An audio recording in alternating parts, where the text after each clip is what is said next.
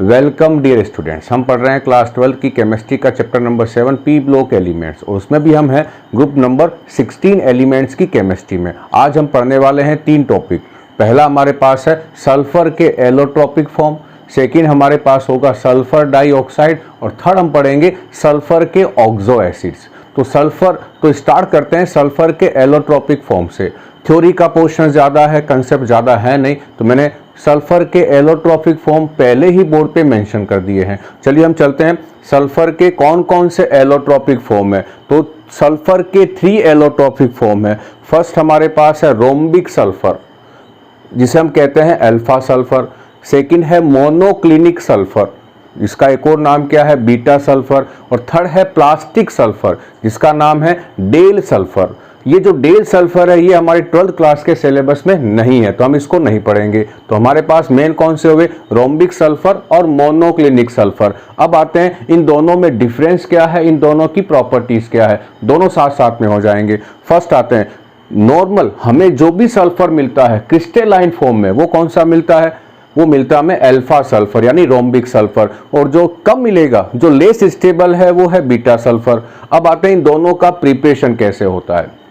पहले हम समझते हैं एक और सल्फर है जिसका नाम है रोल सल्फर। रोल सल्फर क्या होता है, जो नॉर्मल हमें सल्फर मिलती है उसे हम यदि लिक्विड में, जो लिक्विड में है उसको यदि हम सॉलिडिफाइड कर दें, तो जो सॉलिडिफाइड फॉर्म में हमें सल्फर मिलेगी, जिसकी स्ट्रक्चर हमारी जो ब्लैक बोर्ड की चौक है उसके जैसे होगी, वो है रोल सल्फर। और इस रोल सल्फर से क्या बनेगा, अल्फा सल्फर। और अल्फा सल्फर से क्या बनेगा, बीटा सल्फर। तो हम पहले क्या बनाते हैं, अल्फा सल्फर। अल्फा सल्फर कैसे बनेगा, जो रोल सल्फर होती है जिसकी स्ट्रक्चर इस तरह से रोड के जैसी होगी, रोड लाइक स्ट्रक्चर होती है उसकी, उसे हम क्या काम करेंगे, कार्बन डाइसल्फाइड में डिसॉल्व कर देंगे। कार्बन डाइसल्फाइड क्या है, पानी के जैसा एक वोलेटाइल लिक्विड है। ये रोड इसमें सॉल्यूबल है। अब धीरे धीरे क्या काम करेंगे, इसमें से स्लोली किसको इवोपरेट होने देंगे, कार्बन डाइसल्फाइड को। जब कार्बन डाइसल्फाइड इवोपरेट हो जाएगी तो हमें ब्राइट येलो कलर के ऑक्टाहेड्रल शेप के क्रिस्टल्स मिलेंगे, और वो क्रिस्टल्स किसके होंगे, अल्फा सल्फर के होंगे। याद क्या रखना है, ऑक्टाहेड्रल शेप होगी उनकी, और उनका कलर ब्राइट येलो कलर का होगा। स्लोली इवोपरेशन करना है। तो ये तो क्या हो गया हमारे पास, अल्फा सल्फर का प्रिपरेशन। कौन सी सल्फर लेनी है हमें, रोल सल्फर, जो रोड लाइक जिसकी स्ट्रक्चर्स होती है। अब आते हैं बीटा सल्फर का प्रिपरेशन कैसे होगा। बीटा सल्फर किससे बनेगा, अल्फा सल्फर से। तो पहला काम क्या करें, बीटा अल्फा सल्फर के जो क्रिस्टल्स हैं उनको मेल्ट करें, और मेल्ट करने के बाद उनकी कूलिंग करें, और कूलिंग इतनी करें कि क्रस्ट बननी स्टार्ट हो जाए। क्रस्ट का मतलब पपड़ी बननी स्टार्ट हो जाए। जो ही हल्की सी पपड़ी बननी स्टार्ट हुए, आप वहां कूलिंग करना बंद कर दें, और उसके बाद क्या होगा, हमें नीडल लाइक क्रिस्टल्स मिल जाएंगे, सुई के जैसे, और लगेगा ऐसे कि ये क्रिस्टल जो है वो ट्रांसपेरेंट है। रियल में इनका कलर कैसा है, डल येलो कलर के होते हैं ये। तो हमारे पास क्या हो गया, अल्फा सल्फर और बीटा सल्फर का प्रिपरेशन। अल्फा सल्फर किससे बनेगा, रोल सल्फर को किस में डिसॉल्व करें, CS2 में, और CS2 का स्लोली इवोपरेशन होने दें, तो जो हमें क्रिस्टल्स पीछे मिलेंगे वो alpha sulphur. Beta sulphur alpha sulphur से मिलेंगे, तो क्या करें, बीटा सल्फर बनाने के लिए अल्फा सल्फर को पहले मेल्ट करें और फिर उनकी कूलिंग करें। कूलिंग कब तक करनी है, till the crust are formed, जब तक क्रस्ट नहीं बन जाते। जो ही क्रस्ट बन जाएंगे, धीरे धीरे सारा का सारा जो अल्फा सल्फर है वो बीटा सल्फर में चेंज हो जाएगा। नीडल लाइक क्रिस्टल से, ये इनका कलर ब्राइट येलो, उनका कलर डल येलो है। दोनों के दोनों वाटर में इनसॉल्यूबल है, और दोनों के दोनों कार्बन डाइसल्फाइड में सॉल्यूबल है। अब आते दोनों की स्ट्रक्चर्स। दोनों की स्ट्रक्चर्स कैसी होती है, पकड़ रिंग होती है। पकड़ का मतलब टेढ़ी मेढ़ी। तो यहां देखें, इस तरह की इनकी स्ट्रक्चर होगी, क्राउन शेप होती है। तो 2 डब्लू बना दें, पहला डब्लू और दूसरे डब्लू यहां से बनाए, बड़ा थोड़ा सा, ये ऐसे। और यहां सल्फर है, यहां सल्फर 2 3 4 5 6 7 8 है। ये है पकड़। पकड़ का मतलब टेढ़ी मेढ़ी रिंग है, और इस शेप को हम क्या कहते हैं, क्राउन शेप कहते हैं। कैसी स्ट्रक्चर्स है इसकी, पकड़ रिंग लाइक स्ट्रक्चर्स है, और इस स्ट्रक्चर्स का नाम क्या है, क्राउन शेप है। दोनों की स्ट्रक्चर एक जैसी है। दोनों की सॉल्युबिलिटी एक जैसी है। अब आते हैं अगला पॉइंट, काम का पॉइंट है 369 केल्विन टेम्परेचर पर ये दोनों एक साथ एग्जिस्ट करते हैं। 369 केल्विन पर अल्फा सल्फर और बीटा सल्फर एक साथ रहते हैं। 369 केल्विन से कम टेम्परेचर होगा तो अल्फा स्टेबल है, और 369 से ज़्यादा हो जाए तो बीटा सल्फर है। तो वो टेम्परेचर जिस पर दोनों एक साथ एग्जिस्ट करते हैं और उसके चेंज करने पर दोनों अलग अलग में चेंज हो जाते हैं, उस टेम्परेचर को कहते हैं ट्रांजिशन टेम्परेचर। और सल्फर के लिए उसकी वैल्यू क्या है, 369 केल्विन है। तो क्या है, अल्फा सल्फर 369 केल्विन से ज़्यादा यदि इसे हम हीट करेंगे तो क्या होगा, ये बीटा सल्फर में चेंज हो जाएगा। और बीटा सल्फर को 369 केल्विन से कम टेम्परेचर पर लेके जाएंगे तो ये अल्फा सल्फर हो जाएगा। और 369 पर दोनों एक साथ एग्जिस्ट करते हैं, both alpha sulphur and beta sulphur exist. और इस टेम्परेचर को हम क्या कहते हैं, ट्रांजिशन टेम्परेचर। क्या आ सकता है एमसीक्यू के क्वेश्चंस में, what is the transition temperature for alpha and beta sulphur, तो वो है 369 केल्विन। क्या खत्म हुआ, सल्फर के एलोट्रोपिक फॉर्म। अब आते हैं एक और चीज, काम की है, बहुत बार आ चुकी है बोर्ड में। जितने भी सल्फर के एलोट्रोप्स है उन्हें यदि हाई टेम्परेचर पर हीट किया जाए, हाई का मतलब कितना, 1000 केल्विन से ऊपर टेम्परेचर पर हीट किया जाए तो ये S2 में कन्वर्ट हो जाते हैं। इसे मैं साफ कर देता हूं। क्या पढ़ रहे हैं हम लोग, सल्फर का मेन एक करैक्टर है, वो हम लोग चेक कर रहे हैं यहां पर।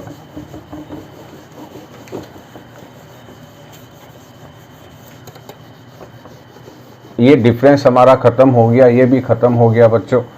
ये हो गया एलोट्रोपिक फॉर्म में ही हम लास्ट है कि यदि S8 वाली स्ट्रक्चर्स को, इसके अलावा S6 भी होती है, S4 भी होती है, और S2 अब बनने वाली है। 1000 केल्विन टेम्परेचर से ज़्यादा इसे हम क्या करें, हीट सप्लाई करें तो ये S2 में चेंज हो जाता है। और S2 क्या है, गैसियस फॉर्म है। और ये दूसरा मेन काम क्या है, ये पैरामैग्नेटिक है। पैरामैग्नेटिक है, क्यों है, due to presence of unpaired electron in antibonding molecular orbital like oxygen. O2 के जैसा ये भी कैसा होगा, पैरामैग्नेटिक। ध्यान रखना S2 में इसकी कौन सी फिजिकल होगी, वेपर फेज में होगा ये, क्योंकि हमने इससे इतनी हीट सप्लाई कर दी है कि S2 ब्रेक हो गया है और O2 के जैसा रह रहा है। और ये S2 है, ये पैरामैग्नेटिक है। क्यों है, क्योंकि इसमें अनपेयर्ड इलेक्ट्रॉन्स है। याद रखना ये क्वेश्चंस बहुत बार आया है। आता कैसे है कि सल्फर की कौन सी फॉर्म पैरामैग्नेटिक है, S2 इन वेपर फेज। अब चलते हैं हम लोग, खत्म हमारे पास क्या हो गया, सल्फर और सल्फर के एलोट्रोप्स। अब हम आगे चलते हैं हमारे अगले टॉपिक पर जिसका नाम है सल्फर डाइऑक्साइड, SO2 पे आ जाते हैं। काम का ऑक्साइड है। तो फर्स्ट हम क्या पढ़ें SO2 में, SO2 क्या है, कंपाउंड है। तो फर्स्ट हम क्या पढ़ने वाले हैं इसका, सल्फर डाइऑक्साइड। फर्स्ट हम पढ़ेंगे इसकी प्रिपरेशन, फिर पढ़ेंगे इसकी प्रॉपर्टीज, फिजिकल एंड केमिकल, और फिर आ जाएंगे इसके यूज पर। तो प्रिपरेशन में फर्स्ट कौन सी पढ़ें, लेबोरेटरी मेथड। यदि आपको लेब में SO2 बनानी है तो बहुत आसान है। जब आप एसिडिक रेडिकल्स करेंगे तो आप बहुत बार SO2 बनाएंगे। यदि आपके पास कोई सोल्ट है और उसमें SO3 डबल माइनस है, जैसे सोडियम सल्फाइड, कैल्शियम सल्फाइड, बहुत सारे सोल्ट हैं आपके पास। यदि सोल्ट है उसमें क्या है, SO3 है, उसकी रिएक्शन आप H2SO4 से करवा दें तो ये दोनों रिएक्शंस करेंगे और क्या बनेगा, एक तो बनेगी SO2 गैस, ये बन गई SO2 गैस। एक जो ये SO4 का SO4 ही रहेगा डबल माइनस, प्लस साथ में क्या बन जाएगा, H2O बन जाएगी। ये हमारे पास रिएक्शंस होगी। ध्यान क्या रखना है, कोई भी सॉल्ट ले लें, जैसे यहाँ पर मैं Na2CO3 Na2SO3 ले लेता तो यहाँ क्या बन जाता Na2SO4। ये हमारे पास हुआ फर्स्ट मेथड। सेकंड मेथड हमारे पास क्या है, यदि हमें क्या बनानी हो H2SO2 तो आप कॉपर जो है उसके साथ कौन सा H2SO4 ले लें, कंसंट्रेट ले लें। यहाँ डाइल्यूट से हो जाएगी, थोड़ा सा गर्म करना होगा, यहाँ इसे उसके बाद हीट करें तो ये H2SO4 यहाँ ऑक्सीडाइजिंग एजेंट का काम करेगा। यहाँ भी ऑक्सीडाइजिंग एजेंट है, यहाँ भी ऑक्सीडाइजिंग एजेंट है। ये तो क्या बनेगा, copper sulphate plus SO2 plus H2O, फिर क्या बन गई SO2 गैस। तो ये हमारे पास क्या हुआ, सेकंड तरीका। ये दो मेथड है आपके पास SO2 गैस को लैब में बनाने के लिए। फिर आ जाते हैं हम लोग कौन सा method, industrial method. Industrial method, जितनी भी मेटालर्जी होती है, मेटालर्जी में यदि आप कौन सा और यूज करते हैं, सल्फाइड और यूज आ रहा है, सल्फाइड और, तो उसकी हमें क्या करना पड़ता है, कंसंट्रेशंस के बाद हमें उसकी रोस्टिंग करनी पड़ती है। रोस्टिंग का मतलब भुनना, एयर की प्रेजेंस में हम उसको गर्म करते हैं। एयर की प्रेजेंस में हम उसको उसके मेल्टिंग पॉइंट से थोड़ा सा हाई टेम्परेचर, थोड़ा सा लो टेम्परेचर पर हीट करते हैं। तो होता क्या है कि वहाँ ये जो सल्फर है, जो सल्फाइड और की जो सल्फर है वो SO2 में चेंज हो जाती है। जैसे एग्जांपल हमारे पास है FeS, नाम क्या है इसका, आयरन पाइराइटीज। इसको यदि हम ऑक्सीजन की प्रेजेंस में हीट करें तो क्या बनेगा, Fe2O3 प्लस क्या बन जाएगी, SO2 गैस। सेकेंड हमारे पास क्या है, जिंक ब्लेंड। ये जिंक ब्लेंड है, ये भी ओर है, इसको भी हम O2 की प्रेजेंस में हीट करें तो ZnO प्लस SO2 बन जाएगी। तो बहुत सारे ऐसे सल्फाइड ओर हैं जिनकी यदि हम रोस्टिंग करते हैं तो हमें क्या मिल जाती है, SO2 गैस। क्या खत्म हो गए, प्रिपरेशन। ये दोनों लेबोरेटरी मेथड हैं और ये इंडस्ट्रियल मेथड है। अब हम कहाँ चलते हैं, इसकी फिजिकल प्रॉपर्टीज में। पहले पढ़ेंगे फिजिकल, उसके बाद पढ़ेंगे केमिकल। तो हम आ जाते हैं इसकी फिजिकल प्रॉपर्टी में। फिजिकल प्रॉपर्टी में ज़्यादा कुछ है नहीं, 4 या 5 फिजिकल प्रॉपर्टी है इसकी। तो फर्स्ट आ जाते हैं हम इसकी फिजिकल प्रॉपर्टी में। कौन सी हम पढ़ रहे हैं पहले, फिजिकल प्रॉपर्टीज। फिजिकल प्रॉपर्टी में फर्स्ट क्या है, SO2 क्या है, पंजेंट। SO2 जो है वो कलरलेस,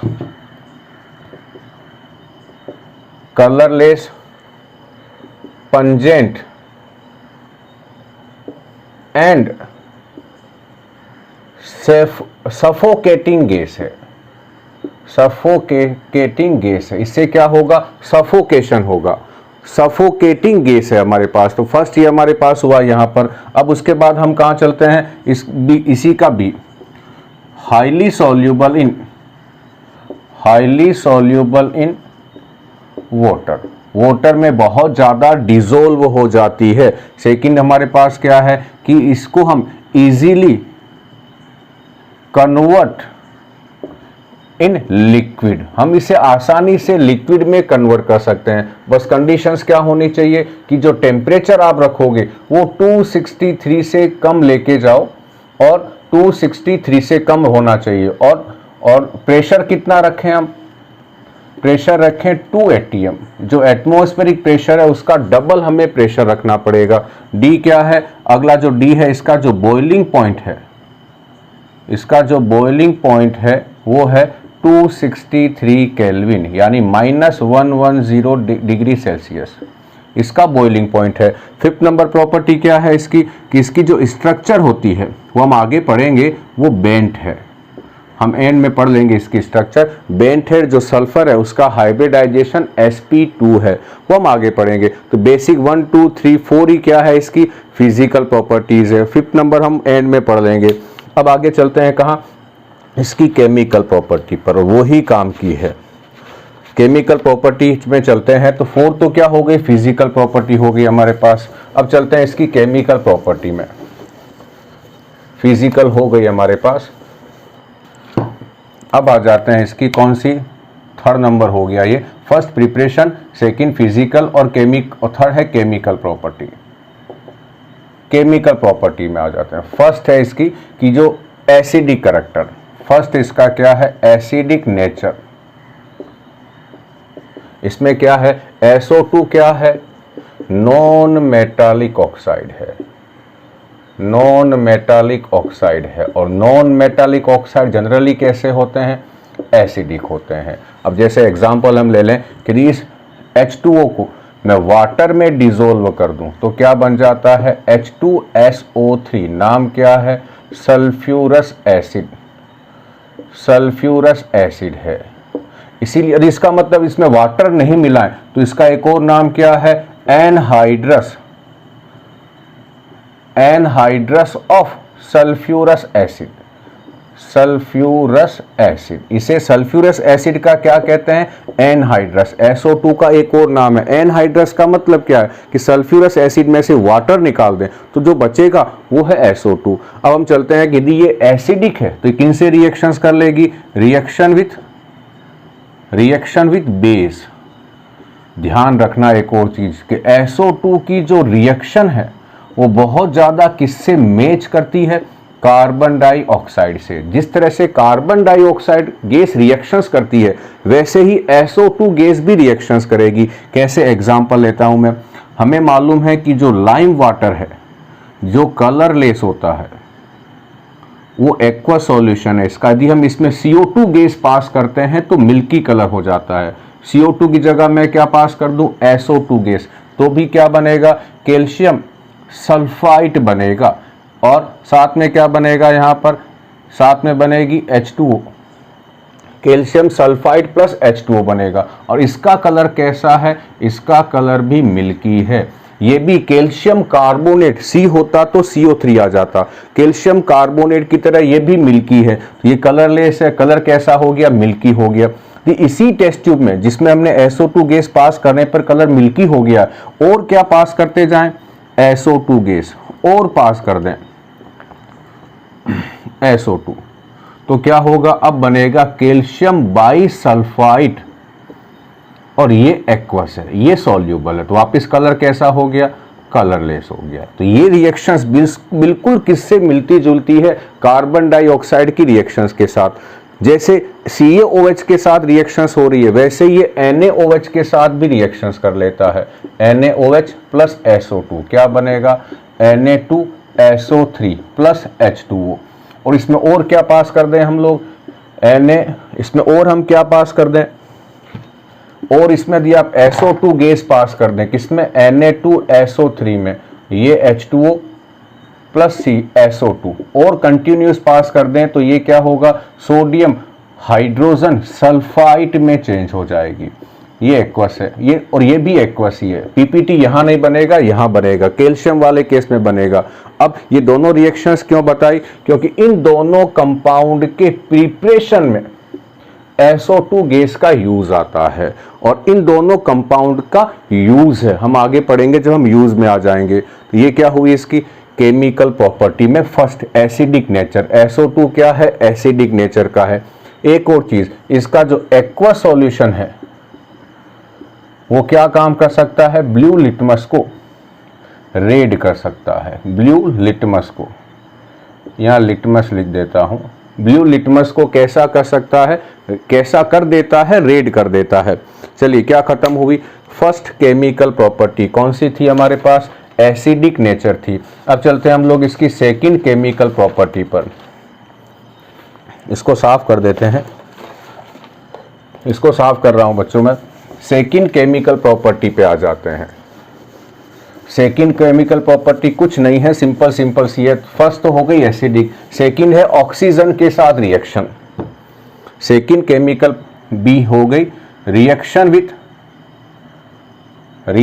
विथ ऑक्सीजन। तो जो SO2 गैस है उसका, SO2 गैस का हम क्या कर सकते हैं, हाई टेम्परेचर पर और कैटेलिस्ट की प्रेजेंस में।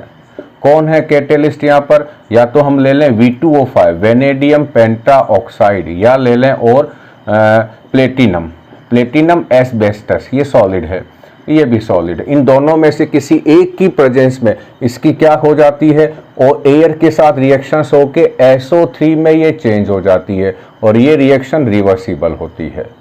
फॉरवर्ड रिएक्शंस के रेट को बढ़ाने के लिए हमने क्या लिए हैं, कैटेलिस्ट लिए हैं। और इस रिएक्शंस का यूज कहाँ आता है, सल्फ्यूरिक एसिड के सल्फ्यूरिक एसिड के प्रिपरेशन में आएगा। तो खत्म हो गई रिएक्शन विथ ऑक्सीजन, एक ही थी हमारे पास। अगला आते हैं सी, नीचे लिख देता हूं यहां पर। सी क्या है, reaction with halogen. Reaction with halogen, तो इसकी हेलोजन के साथ इजीली रिएक्शंस हो जाती है। SO2 प्लस X2 क्या बनता है, SO2X2 बनता है। इसे कहते हैं, इसका नाम है सल्फ्यूराइल हैलाइड। हैलाइड क्यों लिखा, क्योंकि यहां मैंने X लिखा है। जैसे मान लो यदि SO2 की रिएक्शन Cl2 से हो जाए तो क्या बने, SO2Cl2।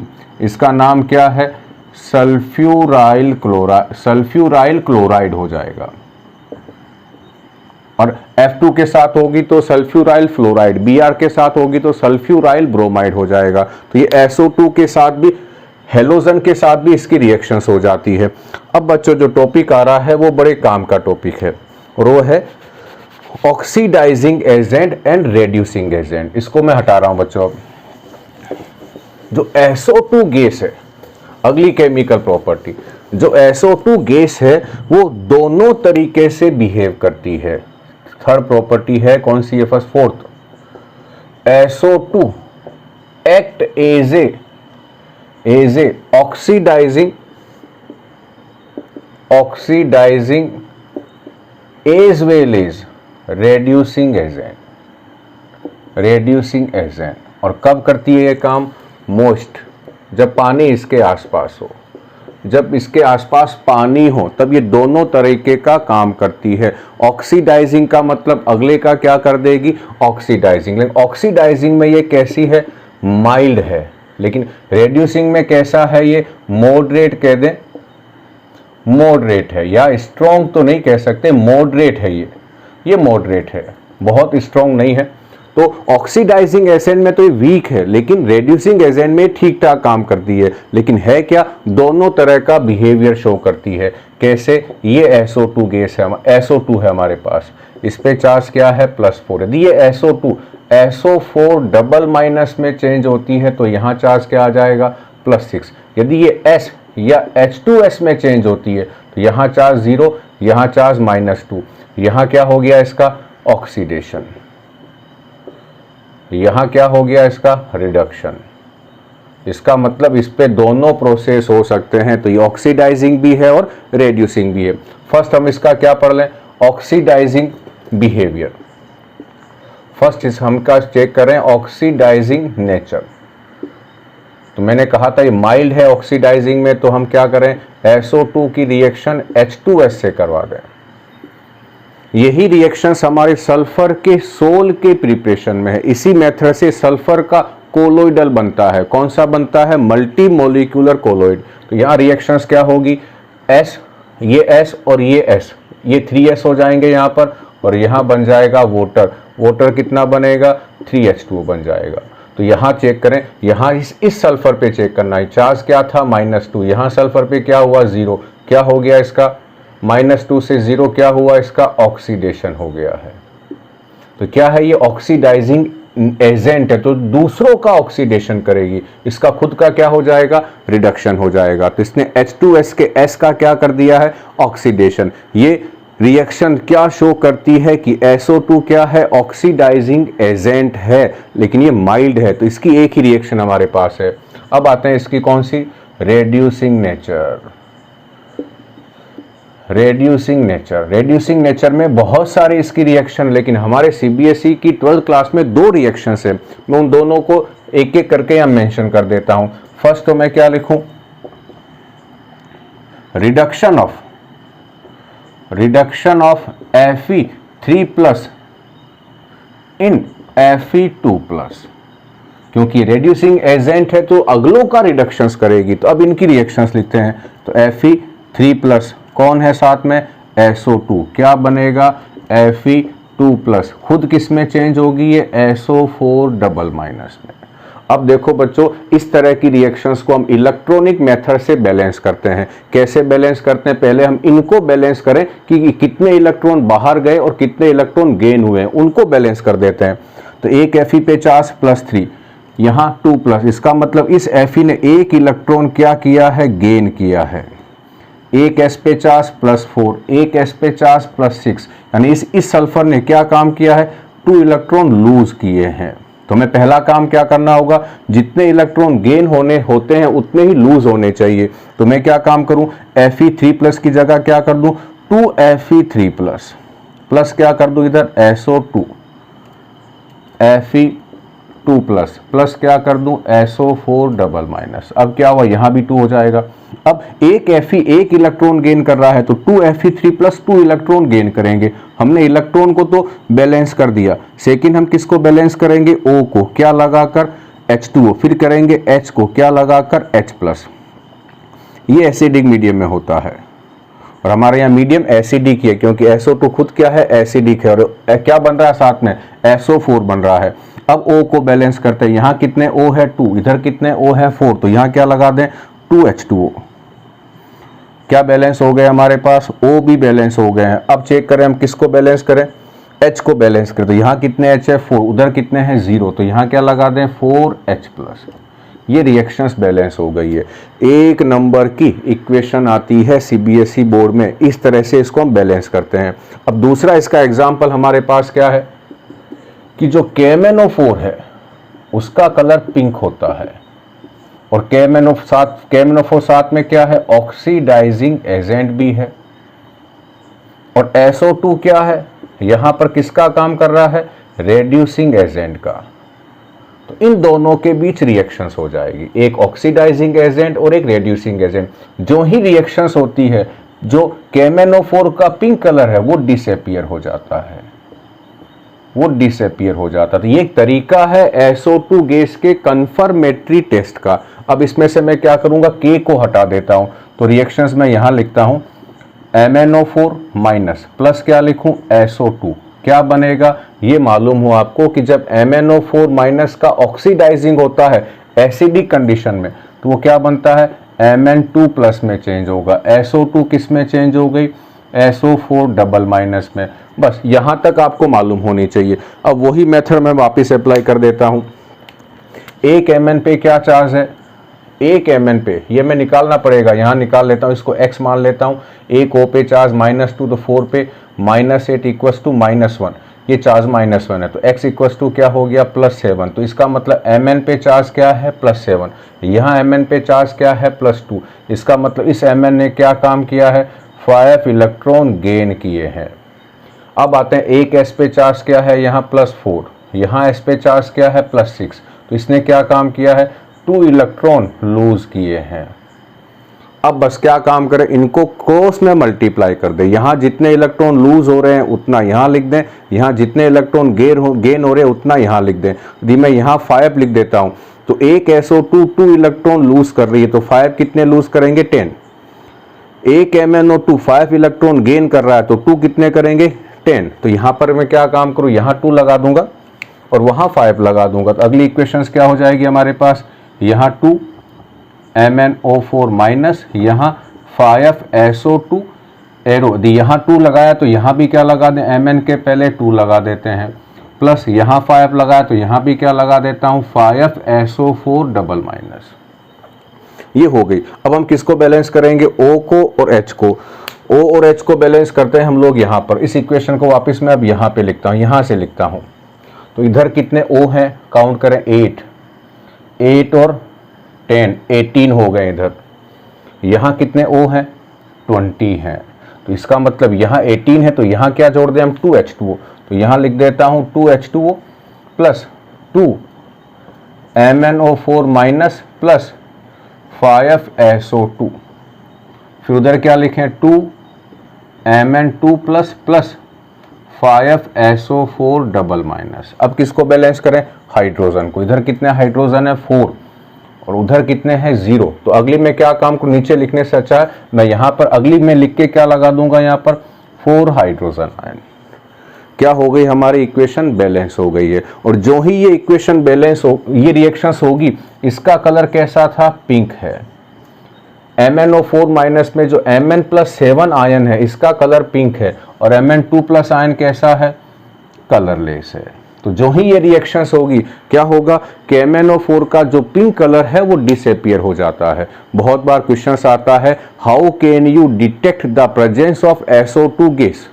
SO2 गैस कहीं है तो ये हम कैसे चेक करेंगे कि वहां है या नहीं है, तो हम वहां उस गैस की रिएक्शन किससे करवा देंगे, KMnO4 से। याद रखना, बहुत सारी गैसेस है जो KMnO4 को डीकलराइज कर देती है, ऐसा नहीं केवल SO2 ही है। तो यदि हमें मालूम हो कि SO2 है और हमें चेक करना हो कि SO2 है या नहीं है, तब हम ये मेथड यूज ले सकते हैं।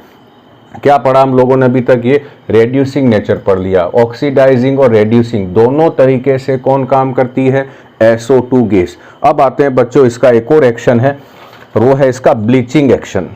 इसका ब्लीचिंग एक्शन भी क्यों है, क्योंकि ये रेड्यूसिंग एजेंट है। अब इसको मैं साफ कर रहा हूं और आपको ठीक इसके ऊपर क्या समझाता हूं, इसका bleaching action. Bleaching action of, यहां लिखते हैं bleaching action of SO2। SO2 क्या है, रेड्यूसिंग एजेंट है।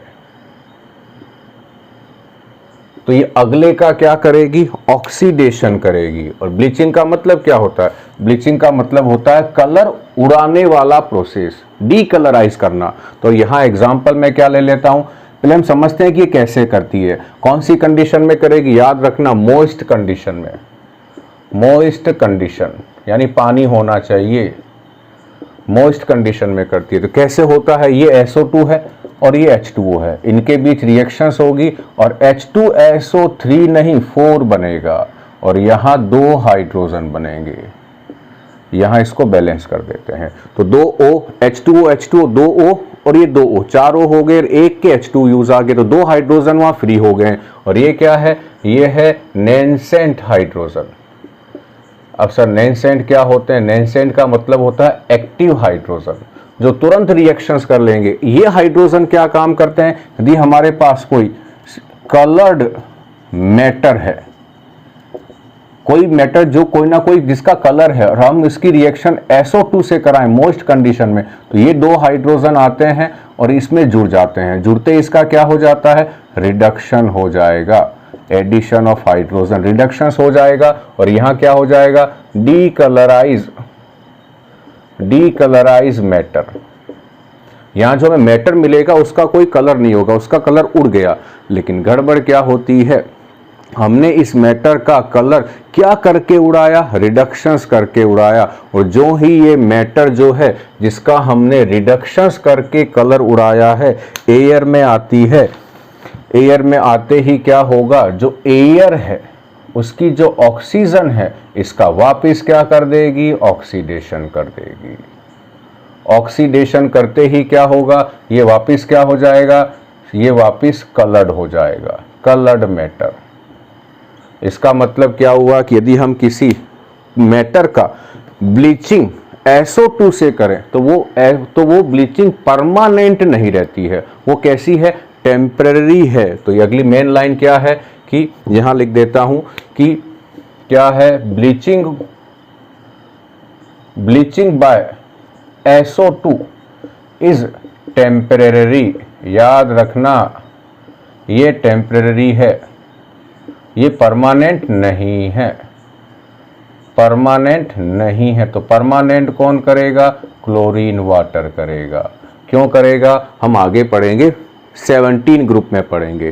ध्यान रखना, ये हमारा SO2 का जो ब्लीचिंग एक्शन है वो टेम्परेरी है। अब हम आगे चलते हैं, अगला हमारे पास क्या है, यूजेज है। किसके, SO2 के यूज पढ़ लेते हैं हम लोग, जो ज़्यादा यूज है नहीं, SO2 के 2-3 यूज है। इसको मैं साफ कर देता हूं बच्चों। अब ये यूज के पहले एक टॉपिक रह गया, स्ट्रक्चर ऑफ SO2 काम का टॉपिक है। स्ट्रक्चर ऑफ SO2 में आ जाते हैं।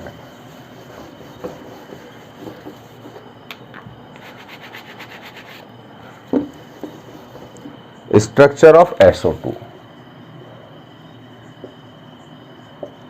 SO2 की स्ट्रक्चर। तो SO2 को यदि मैं वैसे जाऊं टाइप के अकॉर्डिंग देखने के लिए, तो ये Ab2E टाइप का मॉलिक्यूल है। और जो Ab2E टाइप के मॉलिक्यूल होते हैं उनकी स्ट्रक्चर्स कैसी होती है, वाटर के जैसी ऐसी होती है। एक डबल बॉन्ड, एक डेटिव बॉन्ड है यहाँ पर, एक डबल बॉन्ड यहाँ O और एक यहाँ लोन पेयर है। तो मैं इसको अभी डेटिव बॉन्ड की तरह शो नहीं करता हूँ, सिंपल सिंगल बॉन्ड की तरह शो कर देता हूँ। यहाँ क्या है, लोन पेयर है। कितने हैं यहाँ पर, यहाँ रियल में 3 लोन पेयर है क्योंकि ये बॉन्ड डेटिव है। और यहाँ कितने हैं, 2 लोन पेयर है। ये बॉन्ड यहाँ ट्रांसफ़र होगा लोन पेयर, और यहाँ का लोन पेयर यहाँ आ जाएगा। तो यहाँ क्या बन जाएगा, डबल बॉन्ड, और यहाँ एक सिंगल बॉन्ड। तो क्या हो जाएगी अगली स्ट्रक्चर, O यहाँ डबल बॉन्ड, यहाँ सिंगल बॉन्ड, यहाँ 3 लोन पेयर हो जाएंगे। अब यहाँ 2 लोन पेयर हो जाएंगे, और यहाँ लोन पेयर था, यहाँ तो है ही है। ये दोनों क्या है आपस में, रेजोनेटिंग स्ट्रक्चर्स है। रेजोनेटिंग स्ट्रक्चर है दोनों, किसकी है, SO2 की है। अब इससे क्या हुआ कि यहाँ डबल बॉन्ड, यहाँ सिंगल बॉन्ड, यहाँ सिंगल बॉन्ड, यहाँ डबल बॉन्ड, यहाँ डबल बॉन्ड, यहाँ सिंगल बॉन्ड। तो होता क्या है, इस बॉन्ड में क्या होता है, double bond plus single bond, दोनों के करैक्टर आ जाते हैं, दोनों के करैक्टर आ जाते हैं। तो जिससे क्या होता है, इसकी जो बॉन्ड लेंथ है, इसकी जो बॉन्ड लेंथ है वो डबल बॉन्ड से थोड़ी सी ज़्यादा और सिंगल बॉन्ड से थोड़ी सी कम हो जाती है। और इन दोनों को मिला के मैं क्या बना देता हूँ, 3 लाइनें बनाते हैं रेजोनेटिंग स्ट्रक्चर्स और रेजोनेटिंग हाइब्रिड के बीच। इस तरह की 3 लाइनें ये बना देता हूँ इसकी मैं, रेजोनेटिंग हाइब्रिड। यहाँ dot dot dot dot dot करके एक बॉन्ड, डॉट डॉट करके यहाँ बॉन्ड। ये जो बॉन्ड लेंथ है वहाँ पर यहाँ सेम ही है, 119.5 डिग्री है। और इसमें ये जो बॉन्ड लेंथ है इसकी जो वैल्यू है वो है 143 पिकोमीटर है। अब क्वेश्चन क्या आता है कि ओजोन में भी सेम ऐसा ही है, ओजोन में भी बिल्कुल सेम ऐसा है।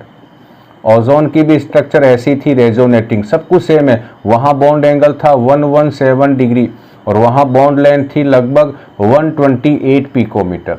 ये ओजोन की है। तो ओजोन और SO2 में दोनों में ये जो बॉन्ड है या ये जो बॉन्ड है, इन दोनों बॉन्ड की बॉन्ड लेंथ सेम है। और ओजोन में भी ऐसा ही है, इन दोनों बॉन्ड की बॉन्ड लेंथ सेम है। क्वेश्चन आता है ओजोन को लेकर या SO2 को लेकर, बॉन्ड लेंथ सेम होने का रीजन क्या है, ड्यू टू रेजोनेंस। इनमें रेजोनेंस होता है इसलिए इन दोनों बॉन्ड की बॉन्ड लेंथ सेम है।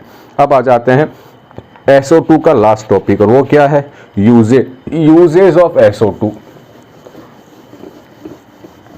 हम अब यूज में आ जाते हैं, यूज ऑफ SO2। चल भाई तुम लोग क्यों साफ नहीं हो रहे हो।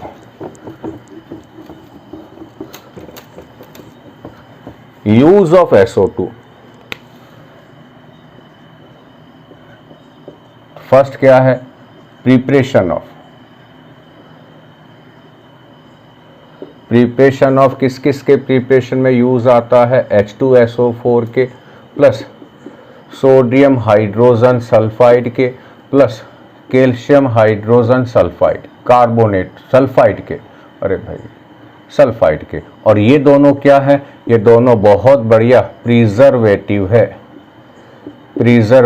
और कहाँ यूज़ आता है इनका, पिकल्स में। जैसे हम एसिटिक एसिड का यूज़ लेते हैं या जेली में, जो जेलीज होती है, पिकल्स होती है, उनमें यही क्या काम करता है, ये दोनों प्रिजर्वेटिव का काम करते हैं। सेकेंड यूज़ क्या है इसका, ब्लीचिंग ऑफ डेडिकेटेड आर्टिकल्स। वो जो आर्टिकल जो बहुत सॉफ्ट होते हैं, जो डेडिकेट आर्टिकल्स होते हैं, उनका हमें क्या करना हो, डेडिकेट आर्टिकल्स के ब्लीचिंग में, जैसे वूल और सिल्क, इनके यदि हमें कलर उड़ाने हो तो हम किसका यूज लेते हैं, ब्लीचिंग SO2 गैस का लेते हैं, ब्लीचिंग पाउडर नहीं, SO2 गैस का। थर्ड हमारे पास इसका यूज क्या है कि जो SO2 है इसका यूज कहाँ होता है,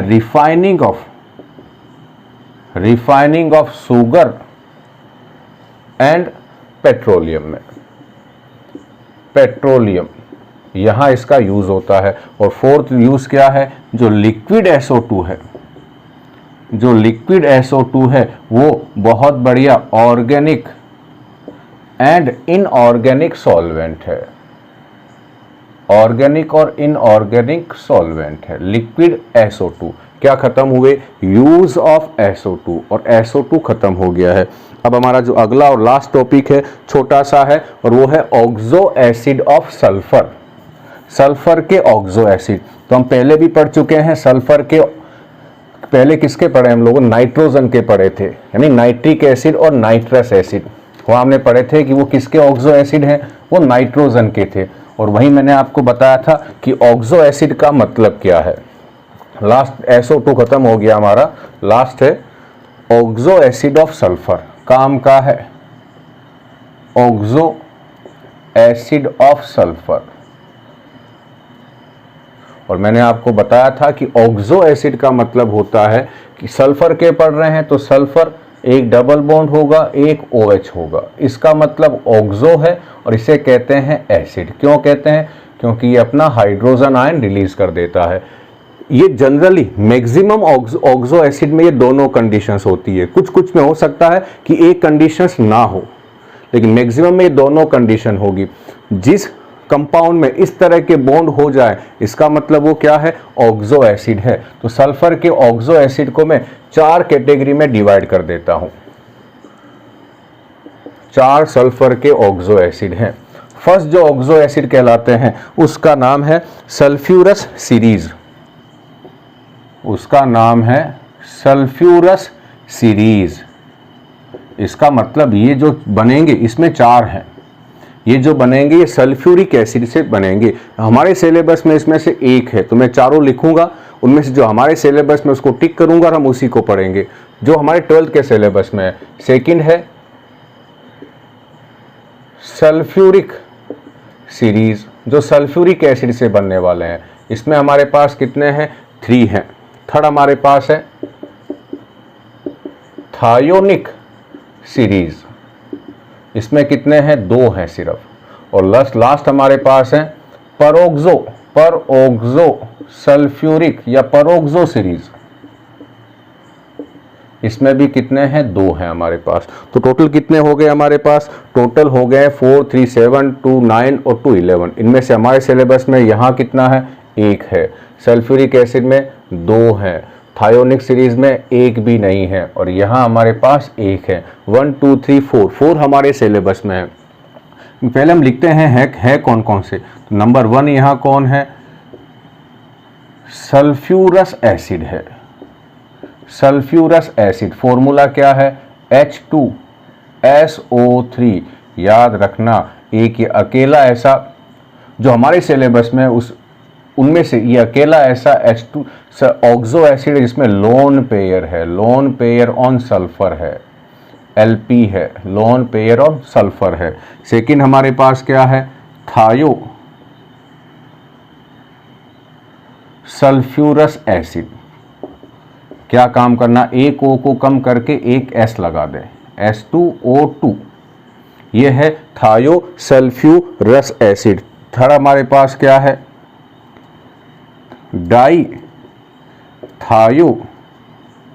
डाईथायोनस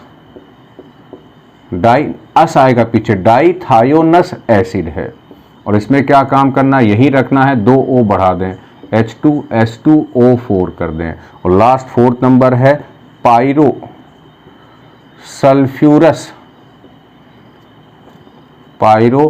सल्फ्यूरस एसिड।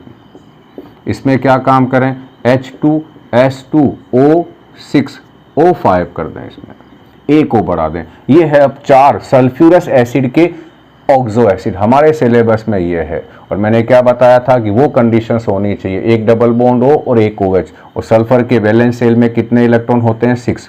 तो यहाँ लिखता हूँ सल्फर, एक क्या लगा दूँ, OH, एक क्या लगा दूँ, डबल बॉन्ड O। तो कितने O यूज आ गए, 1, 2 O यूज आ गए। H कितने हैं, 2 है, तो एक और क्या लगा दूँ मैं यहाँ पर, OH।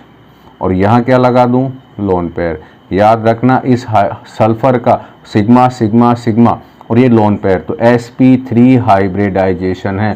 तो स्ट्रक्चर हमेशा ऐसी ही बनाना, बोर्ड के एग्जाम में आ जाए तो ऐसे मत बना देना ऐसे बना दी, इस तरह से बना दिया आपने स्ट्रक्चर, तो आपको मिलेगा अंडा 0 नंबर, इसमें मिलेगा 1 नंबर।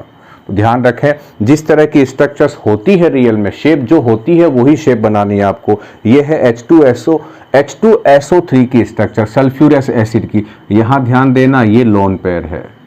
अब जितनी भी हमारे सिलेबस में और स्ट्रक्चर्स है उसमें लोन पेयर नहीं है। तो और कौन कौन सी हमारे पास, अब आ जाते हैं हम किस में आ जाते हैं, सेकंड सीरीज में आ जाते हैं। सेकंड किसकी है, सल्फ्यूरिक एसिड की है। तो पहला कौन होगा, सल्फ्यूरिक एसिड ही होगा। Sulphuric acid formula H2SO4। Second क्या करें, थायो सल्फ्यूरिक एसिड। ये हमारे सिलेबस में नहीं है, ये है सिलेबस में। थायो सल्फ्यूरिक एसिड में क्या काम करें, एक O को कम करके एक S लगा दें, तो H2S2O3। ये है थायो सल्फ्यूरिक एसिड। और जो तीसरी है वो है हमारे पास है पायरो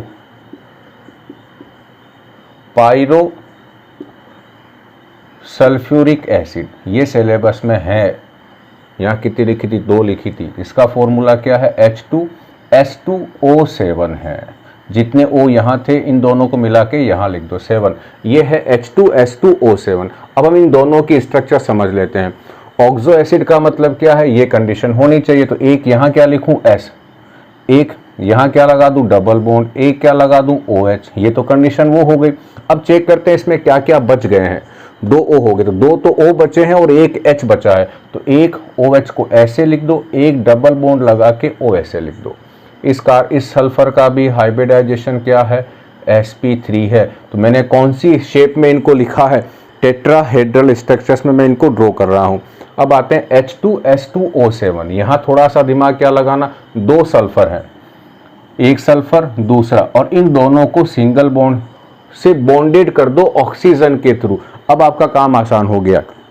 अब क्या काम करें, वो कंडीशन लिखें। तो यहाँ पर भी क्या होगा, एक OH होगा, यहाँ पर भी एक OH होगा, यहाँ पर भी एक डबल बॉन्ड O होगा, डबल बॉन्ड O होगा। अब देखो कितने O हो गए, 1 2 3 4 5, और H2 हो गए, तो H2O7 है यहाँ पर। तो यहाँ डबल बॉन्ड O, यहाँ डबल बॉन्ड O। ये किसकी स्ट्रक्चर हो गई है, ये हो गई है पायरो सल्फ्यूरिक एसिड की। इस सल्फर का हाइब्रिडाइजेशन भी sp3 है, इसका भी sp3 है। दोनों को मैंने कैसे बनाया है, टेट्राहेड्रल शेप में बनाया है। ऐसी ही बनाना। और यहाँ इन तीनों दोनों पर, इस पर लोन पेयर नहीं है। क्या खत्म हुई, सल्फ्यूरस एसिड की सीरीज और सल्फ्यूरिक एसिड की सीरीज। अब मैं इसको हटा देता हूँ और बाकी जो 2 सीरीज है हम उसको पढ़ लेते हैं। थायोनिक सीरीज और परोक्सो सीरीज, दोनों में 2 कंपाउंड्स हैं। इसको मैं हटा देता हूँ, इसको मैं साफ कर रहा हूँ बच्चों। अब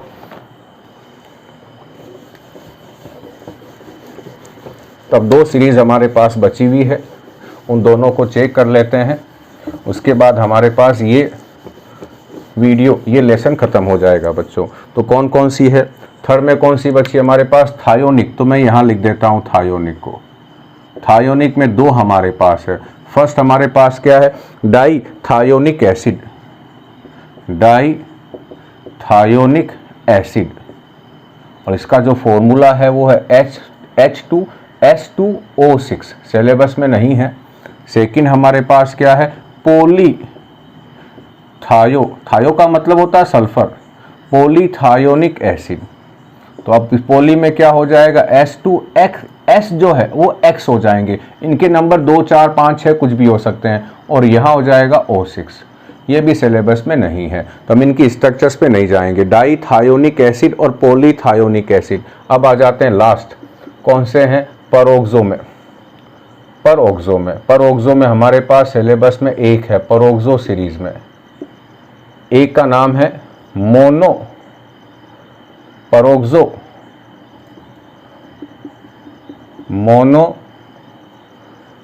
परोक्सो सल्फ्यूरिक एसिड। इसमें क्या होगा, सल्फ्यूरिक एसिड है, उसमें एक O एक्स्ट्रा है, मोनो का मतलब एक O। तो क्या है सल्फ्यूरिक एसिड का फॉर्मूला, H2SO4, यहाँ 5 हो जाएगा। और दूसरा हमारे पास क्या है, डाई परोक्सो डाइसल्फ्यूरिक एसिड, ये नाम नहीं है, यहाँ भी क्या नाम है, परोक्सो मोनो, ये मोनो यहाँ है, मोनोसल्फ्यूरिक एसिड, यहाँ नाम क्या है, परोक्सो डाइसल्फ्यूरिक एसिड है ये, परोक्सो डाइसल्फ्यूरिक एसिड। तो दो सल्फ्यूरिक एसिड है और एक परोक्सो बॉन्ड भी है। परोक्सो का मतलब इस तरह की स्ट्रक्चर है और इसका फॉर्मूला है, दो सल्फ्यूरिक एसिड को जोड़ दो और दोनों में से दो हाइड्रोजन कम कर दो। जैसे ये है H2SO4, दूसरा H2SO4 ये रहा, दोनों को जोड़ोगे तो क्या हो जाएगा, H4S2O8, यहाँ से दो हाइड्रोजन को कम कर दें। यह है परोक्सो डाइसल्फ्यूरिक एसिड। और इसमें भी क्या होगा, दो सल्फर हैं तो पहले दो सल्फर को बना दें, अब यहाँ दो O हो जाएंगे ऐसे, इस तरह से। तभी तो जो पहले आई थी 7 वाली उसमें एक O था, यहाँ 8 में 2O हो जाएंगे, बाकी सब वैसे ही है। यहाँ भी क्या लगा दे, डबल बॉन्ड O, यहाँ एक OH, यहाँ एक OH, यहाँ डबल बॉन्ड O और यहाँ भी डबल बॉन्ड O। ध्यान क्या रखना है, इसको भी मैंने कैसे बनाई है, जैसे दोनों की दोनों जो सल्फर है, ये सल्फर, ये sp3 हाइब्रिडाइज्ड है, तो दोनों को मैंने क्या कैसे फॉर्म में लिखा है, टेट्राहेड्रल में लिखा है। क्या खत्म हुई बच्चों, हमारे पास सल्फर की ऑक्सो एसिड सारी खत्म हो गई है। और उम्मीद करता हूँ बच्चों ये वीडियो आपको पसंद आएगा। वीडियो लंबे हो जाते हैं, रीज़न है कि कंटेंट पूरा आना चाहिए। वीडियो पसंद आए तो 3 काम जरूर करें, लाइक करें, सब्सक्राइब करें और अपने साथियों तक शेयर करें। थैंक यू बच्चों।